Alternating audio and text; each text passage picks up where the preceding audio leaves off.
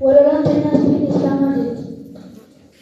Jalqaba wanta qabnaaf haa qabannu, qilleensa addunyaa tanaa haa qorannu, diin islaamaa keenya wajjin haa qabnu, sotii fi raadiyoon nu dhaggeeffannu.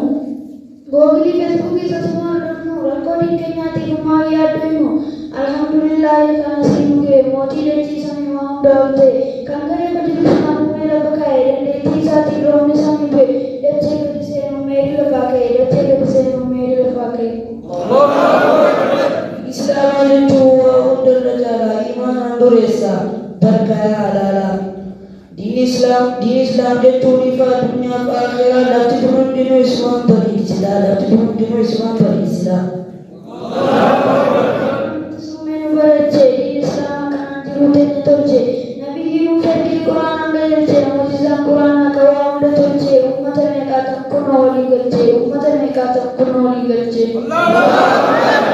Neno qajeelchi yaa Rabbi yaa Allah mootummaan tanteeti halkanii fi guyyaa suma jala bulan namoonni kan biyyaa yaa Rabbi nu qajeelchi bulchaa hanga keessaa diin Islaam kanaa sumaan nuuf guddisaa diin Islaam kanaa sumaan nuuf guddisaa.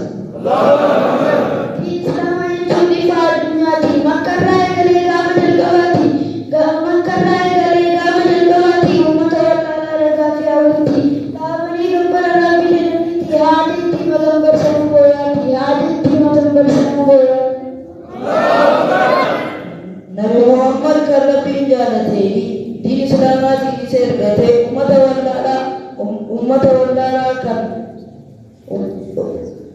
wallaalaa kan jazbaa taate Nabi Muhammadiin bahirraa bariite Nabi Muhammad harabbiin filate diin bareedaa kanaan leenjisee ergate Nabi Muhammad harabbiin filate diin bareedaa kanaan leenjisee ergate sababa isaatiin namni wayyaanate dukkana wallaalaa isaan irra turte tokkummaa qabaachuu waa hundarra caala. Tokkummaa jedhamne namayyuu walola tokkummaa jabeessaa diin Islaamii wajji. Diin Islaam qabachuuf meeqaa shukrii galchaa diin Islaam qabaachuuf meeqaa shukrii galchaa. Dukkana wallaalaa isaan irra turte ifa allaatiin irraa jiranii ifa dabichaadhaan garaa eeganii salaabaan biyyi jechuun beekamanii kitaabaan kaayame kunoo seenaan isaanii